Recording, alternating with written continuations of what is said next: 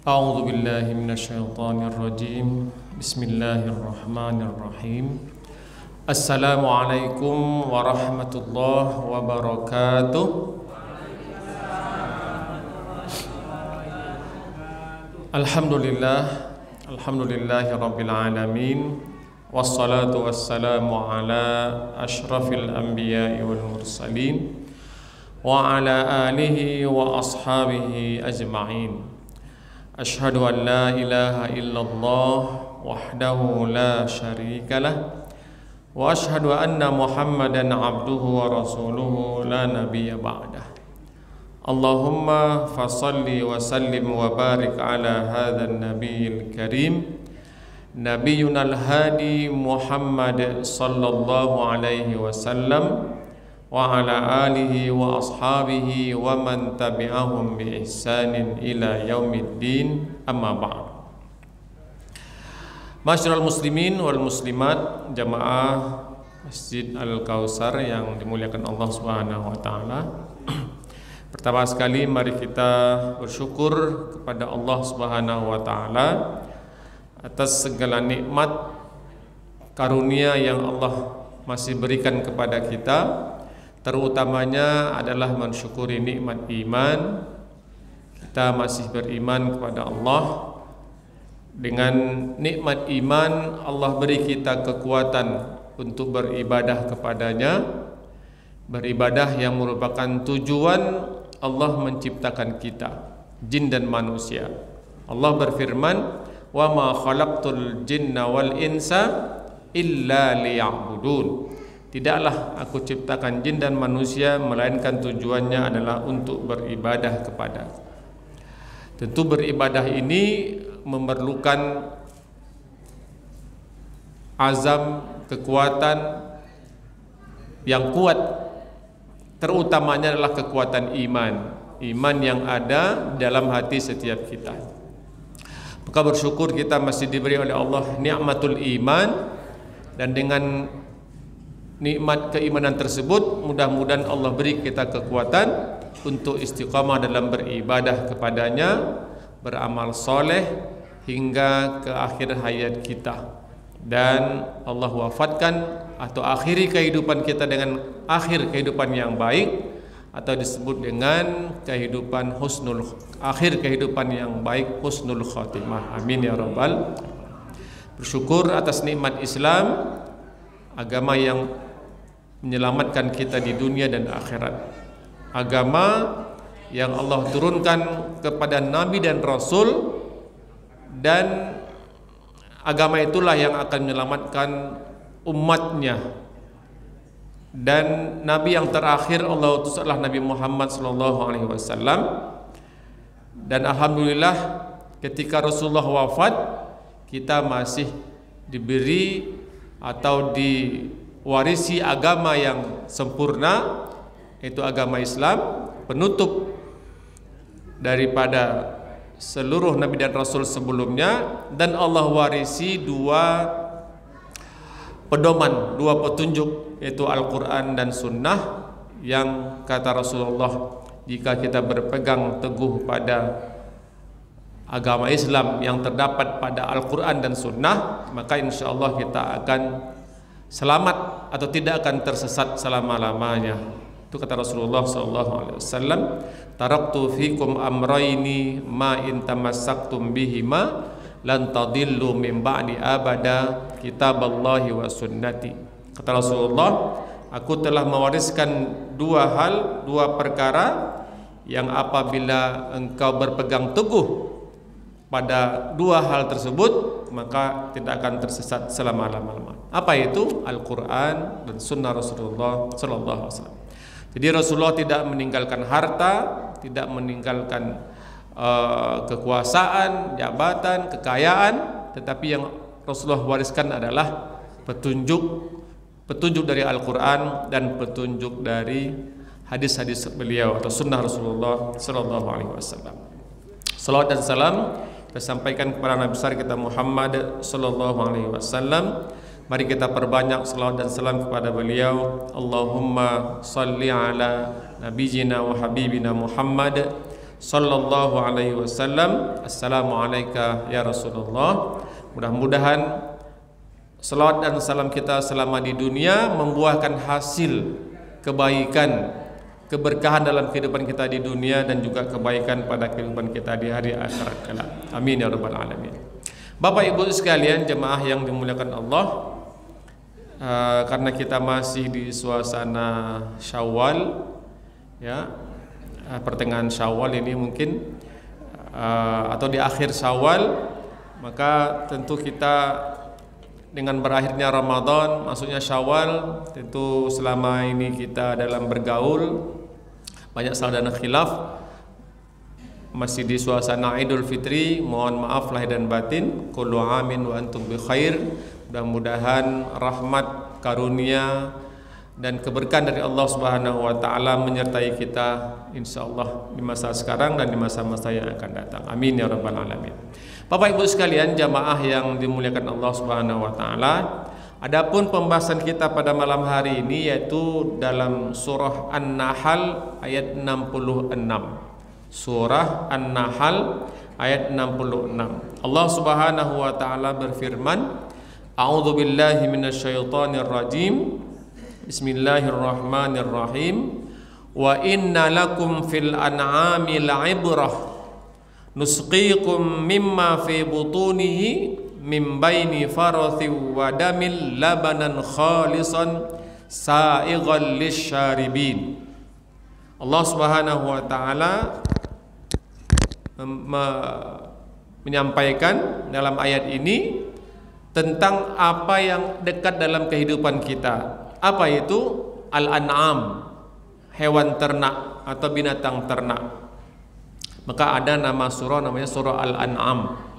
Tetapi yang kita ambil pada pembahasan hari ini tentang Al-An'am, hewan ternak yang Allah sebutkan di antara manfaat faedahnya yaitu pada ayat ke-66 dari surah An-Nahl. An-Nahl artinya lebah, ya, lebah. Bapak Ibu sekalian yang dimuliakan Allah Subhanahu wa taala, ayat ini dimulai oleh Allah Subhanahu wa taala, wa inna lakum fil an'ami la'ibrah. Ibrah artinya adalah pengajaran, pelajaran. Jadi kata Allah, dan sesungguhnya pada hewan ternak ada pengajaran bagimu. Ya. Apa di antara pengajarannya? Kata Allah Subhanahu wa taala, nusqikum mimma fi butunihi mim baini farathi wa damil labanan khalisan. Jadi di antara pengajaran yang bisa kita ambil dari hewan ternak adalah, kata Allah, kami, kata Allah, memberi kamu minuman atau memberi minum kepada kamu sekalian dari apa yang ada di dalam perut hewan ternak tersebut, yang ada di antara kotoran dan darahnya. Apa yang ada di antara kotoran dan darah hewan ternak itu? Yaitu, kata Allah, labanan khalisan, yaitu susu yang murni. Nah, susu hewan ternak. Sa'ighal lisyaribin, yang mudah, yang enak, yang nyaman kita untuk meminumnya. Nah, ini ayatnya pendek, tapi ayat ini penuh dengan pengajaran, penuh dengan hikmah, penuh dengan ajaran keimanan, kemudian juga mengajarkan kepada kita tentang bersyukur atas nikmat Allah Subhanahu wa taala dari setiap apapun yang Allah ciptakan di alam semesta ini, dan kaitan ciptaan itu untuk apa yang bisa diambil manfaat oleh kita manusia. Itu. Jadi Allah Subhanahu wa taala mengatakan wa inna lakum fil an'ami la'ibrah. Jadi dalam penciptaan apapun di dunia ini tidak ada yang sia-sia. Ya, tidak ada yang tidak ada manfaatnya, tidak ada gunanya, tidak ada. Semua yang Allah ciptakan, baik yang nampak oleh mata kita ataupun yang tidak nampak, semuanya pasti ada kegunaannya, ada manfaat, ada tujuannya. Ma khalaqta haza batila. Jadi tidak ada sesuatu pun yang batil, yang sia-sia dari apapun yang Allah ciptakan.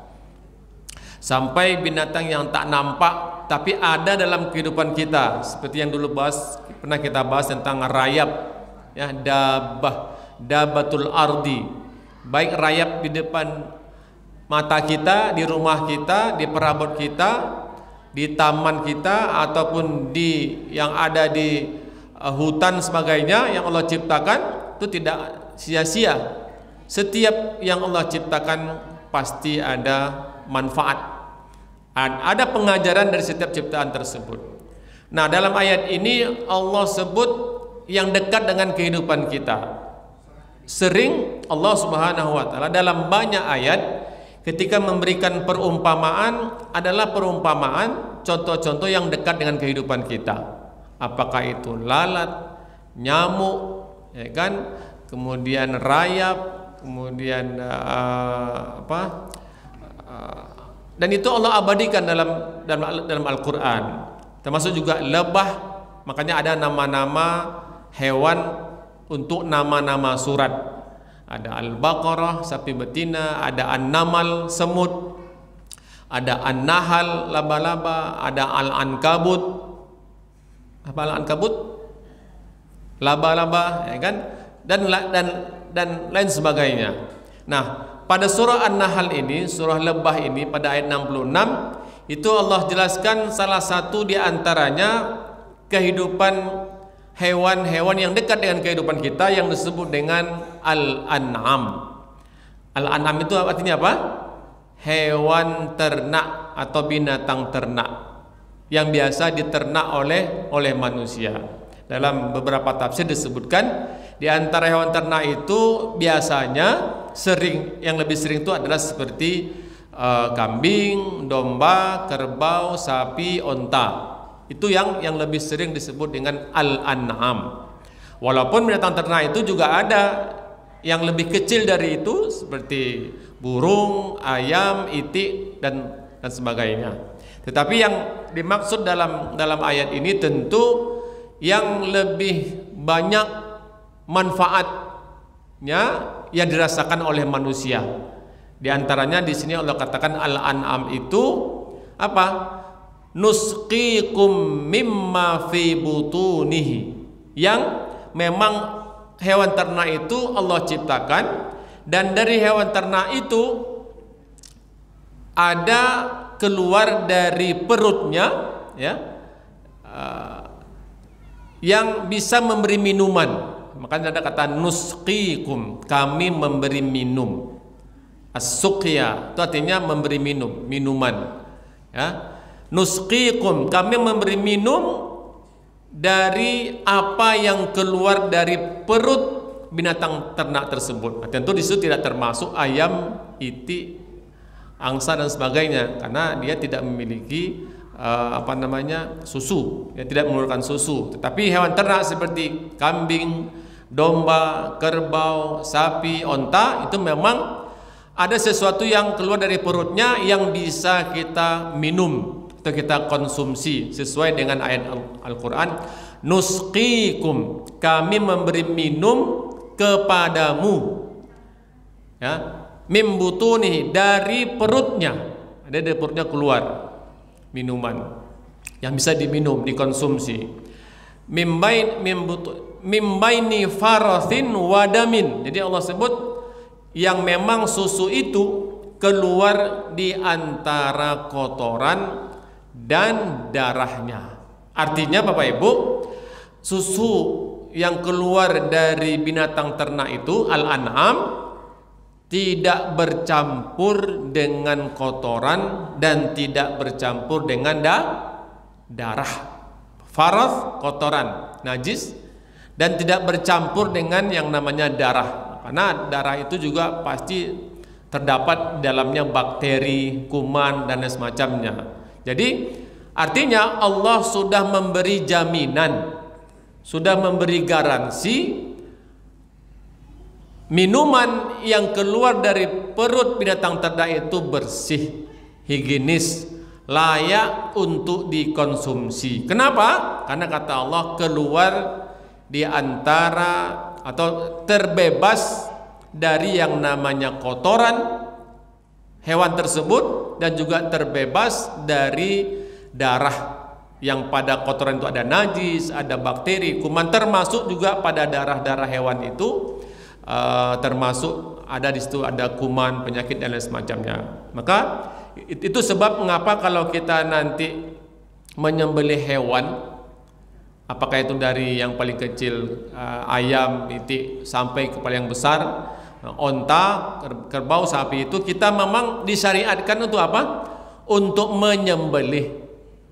Apa gunanya menyembelih itu? Untuk mengeluarkan darah. Kenapa? Karena pada darah itu mungkin ada penyakit, ada bakteri, ada kuman dan semacamnya. Itu syariatkannya. Dan dulu pernah juga kita bahas mengapa yang hewan yang namanya khinzir, babi itu tidak bisa disembelih. Kenapa tidak bisa disembelih? Hah? Karena kita tidak makannya, ya betul. Kenapa tidak seperti kambing, kerbau, sapi, onta? Ada yang tahu? Hah? Karena memang yang namanya babi itu hewan yang Allah ciptakan tidak memiliki leher. Ada leher babi? Hah? Ada, itu dia. Nah, jadi di mana mau disembelih coba? Tidak ada. Nah, sementara hewan-hewan yang lain semua memiliki leher, dan dengan leher itu tempat disembelih dan tempat keluarnya darah. Nah, sampai habis darahnya keluar. Kenapa? Karena mungkin di situ di antara tempat ada kuman, bakteri, penyakit dan lain semacamnya. Makanya dalam Islam itu disyariatkan penyembelihan hewan, ya kan? Dari ayam, itik, semua, angsa, kambing, kerbau dan seterusnya. Itu caranya. Sehingga daging itu bersih, layak untuk dikonsumsi karena sudah terbebas dari yang namanya kuman, penyakit, bakteri yang ada mungkin pada darahnya. Kalau kotoran memang dia akan keluar, ada tempatnya kantong kotorannya. Tapi kalau darah menyatu dia dengan daging mungkin, makanya perlu disyariatkan penyembelihan hewan. Nah, ini nanti kita tak lama lagi, lebih kurang 40 hari lagi ada namanya ibadah kurban, ya, Idul Adha. Maka kita melihat bagaimana penyembelihan hewan kurban, ya kan? Itu sangat apa namanya diperhatikan oleh kaum muslimin itu. Itu menunjukkan Islam menjaga kehalalan, menjaga kebersihan, menjaga bersihnya suatu makanan. Ya, tidak boleh mematikan hewan itu dengan diracun, dipukul, disiksa, tidak boleh. Harus dengan disembelih. Ya. Nah, kalau babi ya maka kita lihatlah bagi orang-orang yang mengkonsumsi babi itu. Bagaimana cara mereka mematikan babi itu? Tidak disembelih, kadang dipanah, disiksa, pokoknya dipukul lah, seperti memukul kepala ikan gitu kan. Seperti itu. Beda. Nah, Bapak Ibu sekalian yang dimuliakan Allah Subhanahu wa taala, maka ayat ini memberikan pengajaran. Di antaranya adalah Allah menciptakan al-an'am, binatang ternak, maka binatang ternak itu silahkan ambil manfaat daripadanya. Maka kita mengambil manfaat dari binatang ternak itu, di antaranya adalah dari dagingnya, ya kan? Kemudian dari apapun yang bisa kita manfaatkan untuk kita makan, ya. Nah, di antara yang Allah sebut pada ayat ini adalah minuman, ya, yaitu air susu yang disebut oleh Allah Subhanahu wa taala labanan khalison. Jadi kata Allah, di antara darah dan kotoran binatang ternak itu ada kami keluarkan, kami beri Anda, kalian minuman, yaitu labanan, susu, laban, ya. Dan tidak hanya sebatas susu, air susu yang keluar dari binatang ternak itu, tapi Allah katakan labanan khalison. Khalis, kata-kata khalis ya dalam bahasa Arab itu dari akar kata kha lam sod, kholas, artinya bermakna bersih atau murni, tidak bercampur. Nah, itu makna khalaso. Maka ada dari kata khalaso ada kata ikhlas. Apa makna ikhlas? Ikhlas itu bermakna bersih, murni, tidak bercampur. Nah, kalau kita katakan kami beribadah ikhlas karena Allah, maknanya apa? Maknanya kita beribadah kepada Allah murni, bersih, tidak bercampur dengan hal-hal yang lain, semata-mata karena Allah Subhanahu wa taala. Maka kata-kata ikhlas, mukhlis. Maka kata Allah dalam Al-Qur'an, "Wa ma umiru illa liya'budullaha mukhlisina lahuddin." Itu dia kata mukhlis, bermakna bersih, murni, tidak bercampur, semata-mata karena Allah, semata-mata mengharapkan ridha Allah Subhanahu wa taala. Dan tidaklah mereka diperintahkan wa ma umiru illa liya'budullah, untuk beribadah kepada Allah mukhlisina lahuddin. Mukhlis artinya mukhlis ikhlas, murni, bersih, seperti murninya susu yang keluar dari hewan ternak, tidak bercampur dengan kotoran, tidak bercampur dengan darah. Nah, seperti itu juga kita beribadah kepada Allah, jangan ada di situ syirik, jangan di situ karena yang lain. Jadi betul-betul murni, ikhlas karena Allah. Ya, jangan kita datang ke Masjid Al-Kausar karena tetangga, segan, malu, segan dengan suami, dengan istri, dengan anak. Tidak.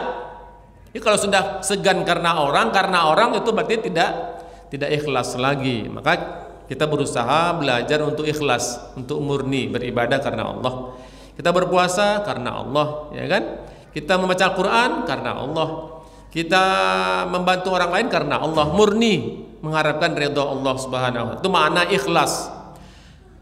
Seperti itu juga dengan ayat ini Allah katakan, kami beri Anda minum dari yang keluar dari perut binatang ternak itu labanan khalisan. Jadi disebut dengan air susu murni. Ya. Yang kata Allah tidak hanya labanan khalisan, air susu yang murni, yang bersih, sa'ighal lisyaribin. Sa'ighan itu maknanya adalah yang mudah dikonsumsi, yang nyaman, yang enak. Ya, kita minum air susu, apakah sapi atau yang mana-mana kan? Biasanya kan kita mengkonsumsinya yang sudah dimasak, yang sudah disuling, yang sudah diproses lah di pabrik, ya kan? Kenapa?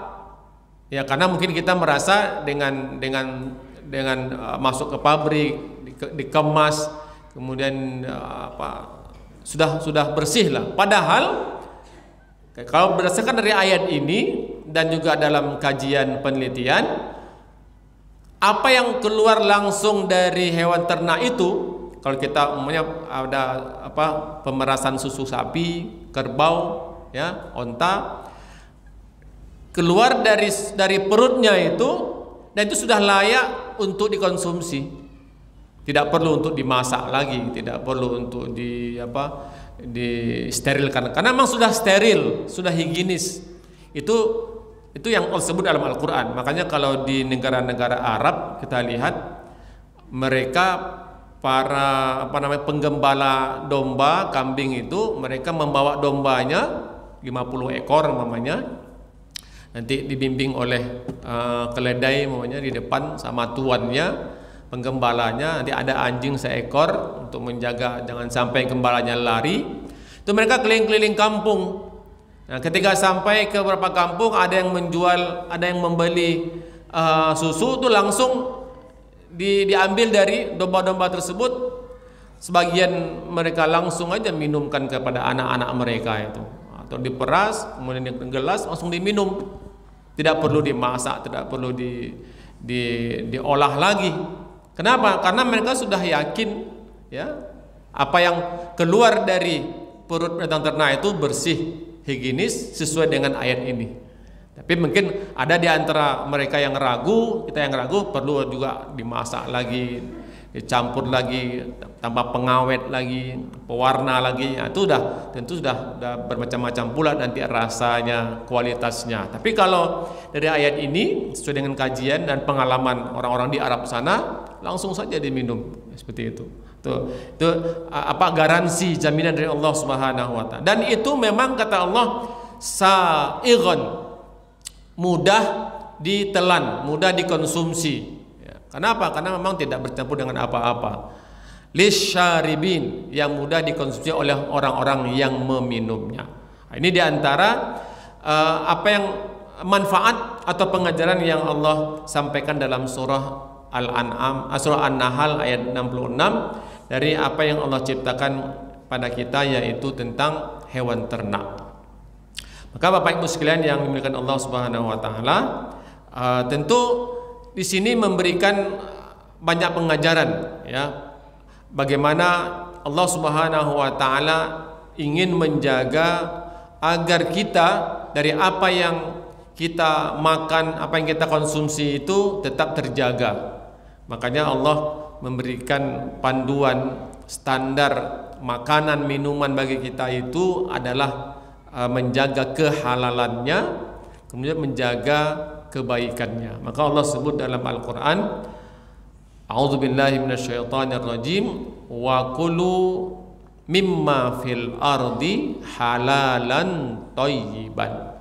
Jadi standar apa yang kita konsumsi, baik itu makan minuman itu, kata Allah, wa kulu, silakan makan dari apa yang Allah ciptakan di alam semesta ini, termasuk hewan-hewan ternak, binatang ternak, tapi pastikan kehalalannya, halalan. Yang pertama halalnya, yang kedua adalah thayyiban, dalam aspek kebaikannya. Bukan dibalik, baiknya dulu baru halalnya, tidak, tetapi halalnya dulu baru baiknya. Maka dalam hal binatang ternak ini, apa yang kita konsumsi tentu kita memastikan kehalalannya, ya. Maka Allah sudah jelas dalam ayat yang lain, Allah katakan wa yuhillu lakumut thayyibat wa yuhillu lahumut thayyibat wa yuharrimu alaihimul khaba'ith.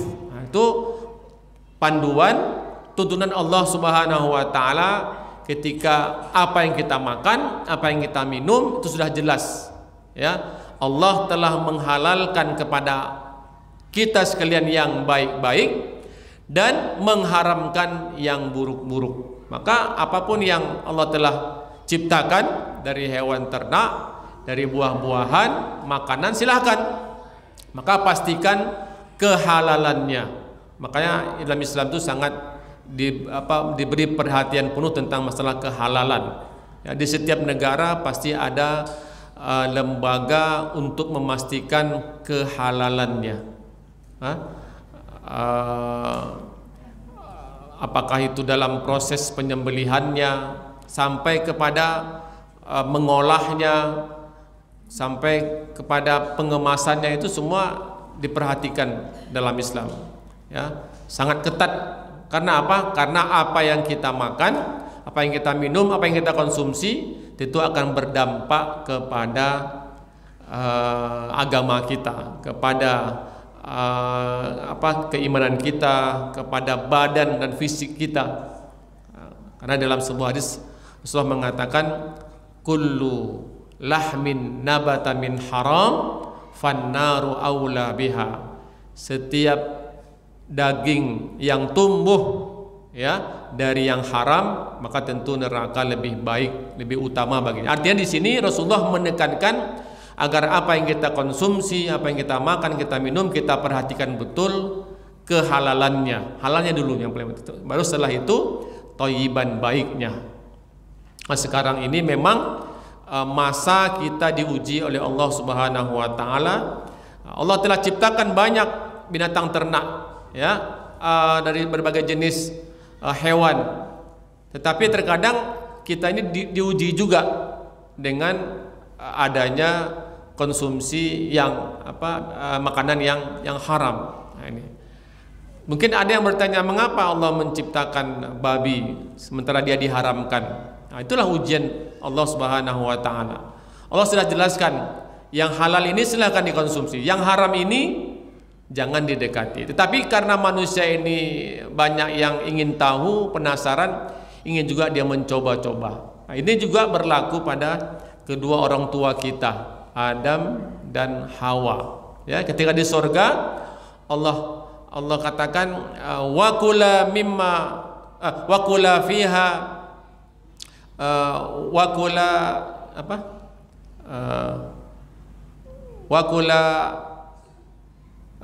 ragadan haitsu syi'tuma. Silakan makan, minum, konsumsi apa yang ada di surga ini. Wala taqraba hadhihi syajarah, tetapi yang pohon ini atau buah yang ada pada pohon ini jangan didekati. Ya, itu bentuk ujian Allah Subhanahu wa taala kepada kedua orang tua kita dan juga kepada kita dari di dalam kehidupan dunia ini yang halal-halal, yang baik silakan dikonsumsi, dimakan.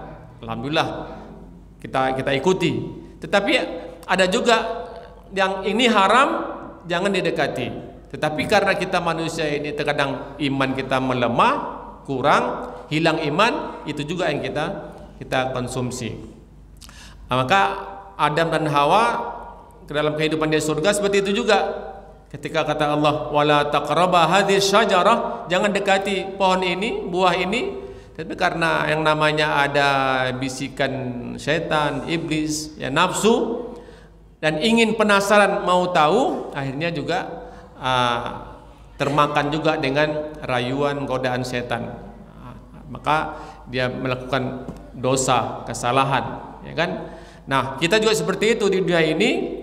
Ketika Allah telah ciptakan yang halal, kita konsumsi karena masih ada bimbingan keimanan. Tetapi ketika iman ini berkurang, melemah atau hilang, maka banyak di antara manusia yang mengkonsumsi yang haram. Nauzubillah. Itulah gunanya mengapa kita mengaji, mengapa kita membaca Al-Qur'an, meminta nasihat, tausiah agar kita selalu dalam bimbingan Allah, bimbingan keimanan, bimbingan Al-Quran, untuk bisa membedakan mana yang baik, mana yang buruk, mana yang hak, mana yang batil, mana yang halal, mana yang haram. Maka Allah katakan, ya ayyuhalladzina amanu in tattaqullaha yaj'al lakum furqanan. Nah, seperti yang dulu pernah kita bahas, kalau seseorang, setiap kita terus berusaha menjaga imannya, agamanya, amal ibadahnya, terus menuntut ilmu, bertanya,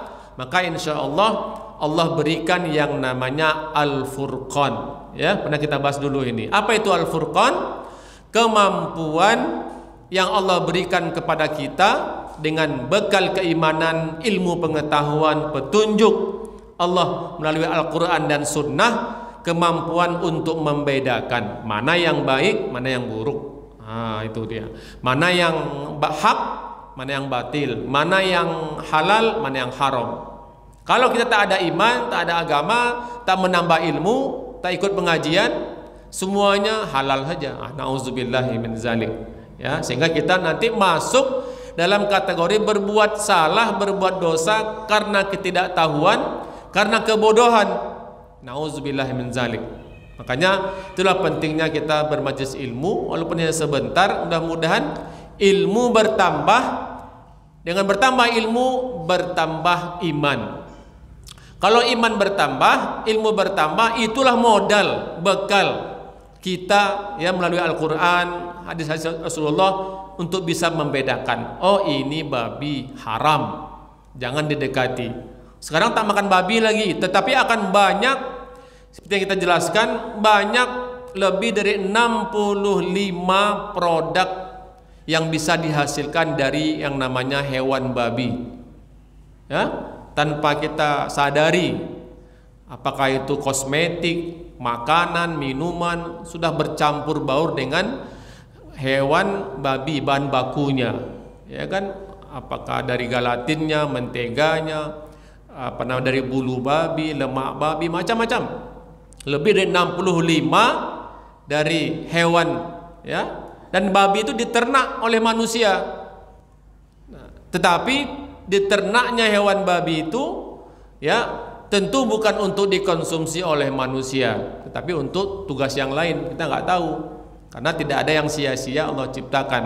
Tapi kata Allah, jangan, hurrimat alaikumul maitatu waddamu walahmul khinzir. Nah, itu aturan Allah Subhanahu wa taala. Kami telah diharamkan bagi kamu al-maitah. Apa itu al-maitah? Bangkai, waddam, darah, dan walahmul khinzir, daging babi. Dagingnya, kenapa disebut daging? Karena mungkin daging yang nampak oleh manusia. Tetapi selain daging, ternyata banyak yang diolah oleh manusia. Ini ujian. Seperti yang kita jelaskan, apa kemarin itu? DNA hewan yang dekat dengan DNA manusia itu adalah DNA babi. Nah, itu ujian Allah Subhanahu wa taala. Ya, makanya kalau ada orang cangkok hati, cangkok apa lagi? Organ-organ tubuh manusia itu, penggantinya biasanya yang dekat dengan manusia yang cocok itu adalah babi. Nah, itu. Ya, itu ujian. Obat-obatan sekarang ini kalau kita lihat ada yang banyak dari bahan baku babi. Kenapa? Karena memang cocok, sesuai, dekat dengan DNA manusia. Makanya itu ujian. Ya, ujian.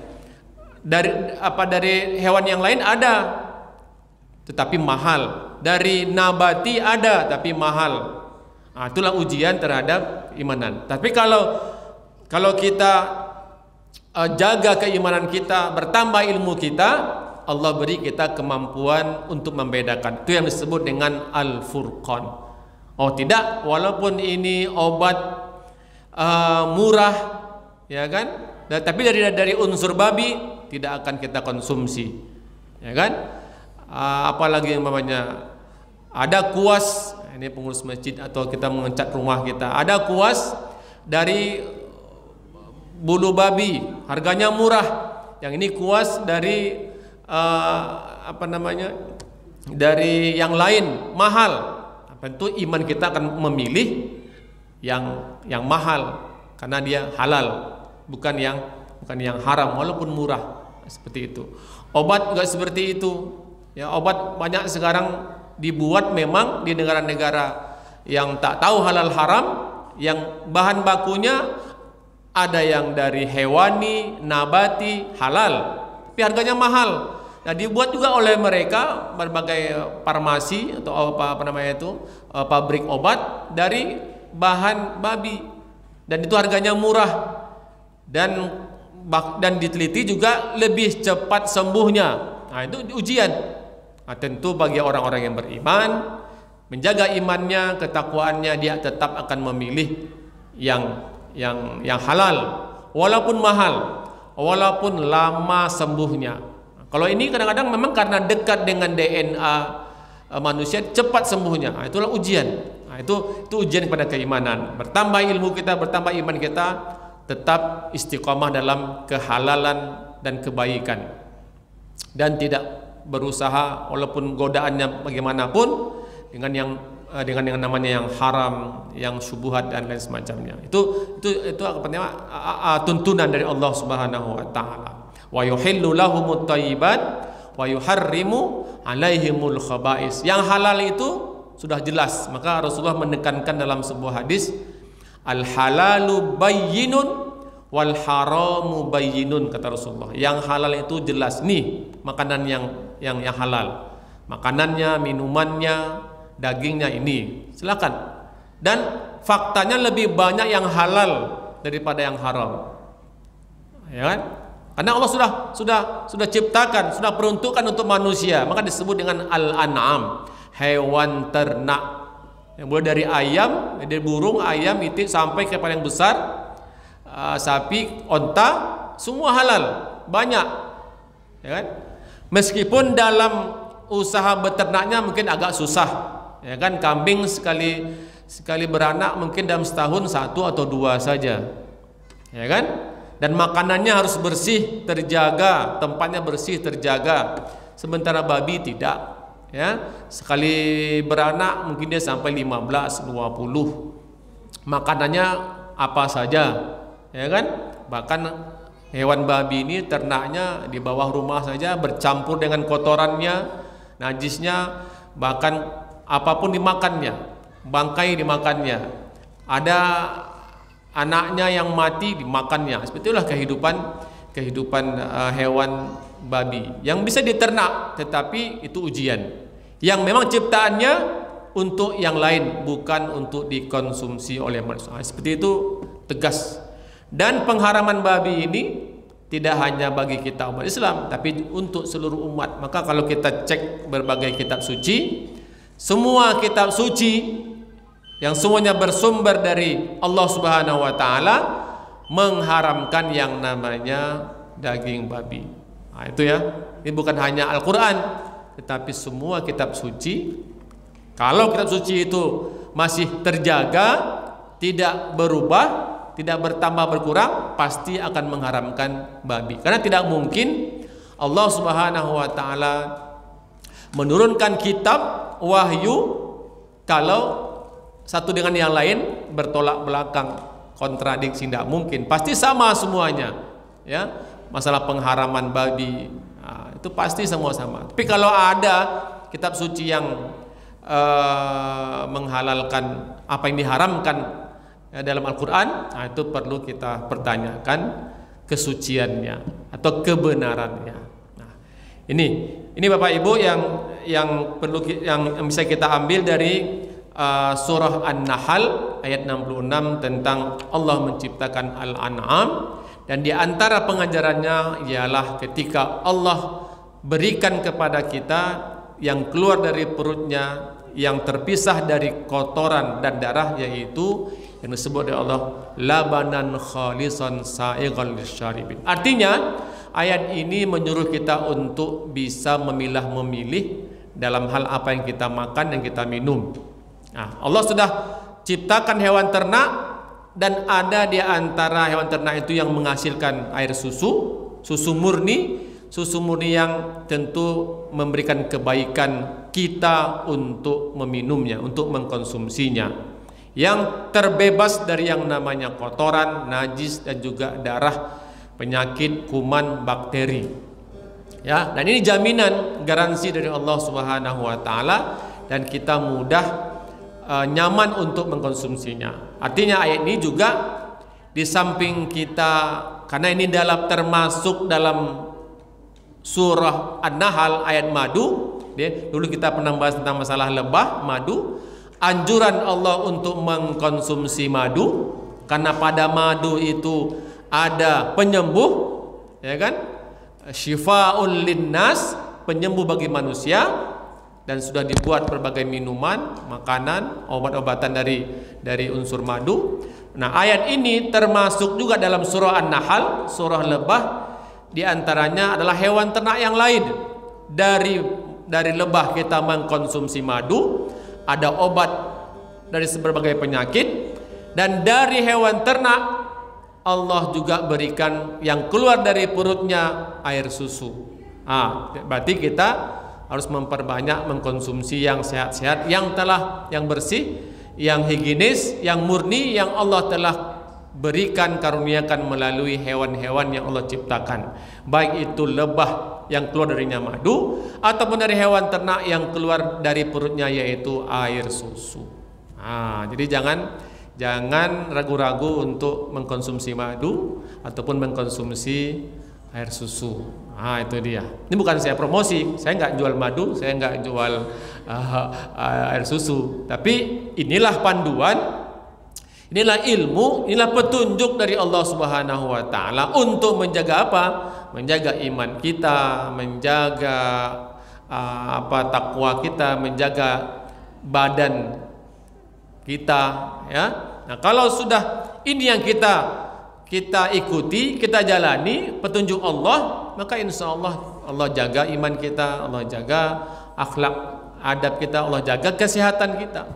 Nah, itu sebenarnya dari pengajaran yang bisa kita ambil dari ayat ini. Mudah-mudahan ada manfaatnya dan menambah keyakinan kita pada Allah Subhanahu wa taala, pada Al-Qur'an yang telah memberikan petunjuk ilmu kepada kita untuk bisa membedakan mana yang baik, mana yang buruk, mana yang hak, mana yang batil, mana halal, mana haram, dan lebih mendekatkan kita kepada Allah, mendekatkan kita kepada kebaikan, mendekatkan kita kepada yang halal, dan menjauhkan kita daripada yang haram. Yang haram ini mungkin juga akan banyak godaannya, tetapi insya Allah dengan kita bertambah ilmu, bertambah keimanan, bertambah kemampuan untuk bisa memilah-milah, untuk bisa membedakan. Nah, itulah panduan Allah Subhanahu wa taala. Dan itu semua yang menjadi bekal kita dalam menjalani kehidupan. Mudah-mudahan ada manfaatnya. Mudah-mudahan bertambah ilmu kita, bertambah iman kita, bertambah kekuatan kita untuk tetap istiqomah dalam agama Allah ini. Amin ya rabbal alamin. Baik, mari kita akhiri pengajian kita pada malam hari ini dengan berdoa kepada Allah dengan doa kafaratul majlis, doa penutup majlis ilmu. Subhanakallahumma wa bihamdika asyhadu an la ilaha illa anta astaghfiruka wa atubu ilaik. Allahumma anfa'na bima 'allamtana wa 'allimna ma yanfa'una warzuqna 'uluman tanfa'una fid dini wad dunya wal akhirah. Ya Allah ya Rahman ya Rahim, berikanlah kepada kami ilmu yang bermanfaat, ilmu yang akan memberikan kepada kami untuk tetap dalam agamamu, dalam bimbinganmu, dalam tuntunanmu, dalam menjalani kehidupan ini ya Allah. Allahumma ja'al jam'ana hadza jam'an marhuma wa tafarruqana min ba'dihi tafarruqan ma'suma. Ya Allah, jadikanlah majlis ilmu kami ini majlis ilmu yang Engkau beri rahmat, kasih sayangmu, dan perpisahan kami setelah majlis ilmu ini perpisahan yang Engkau beri perlindungan. Amin ya rabbal alamin. Rabbana atina fid dunya hasanah wa fil akhirati hasanah wa qina adzaban nar. Subhana rabbika rabbil izzati amma yasifun wa salamun alal mursalin walhamdulillahi rabbil alamin. Wassalamualaikum warahmatullahi wabarakatuh.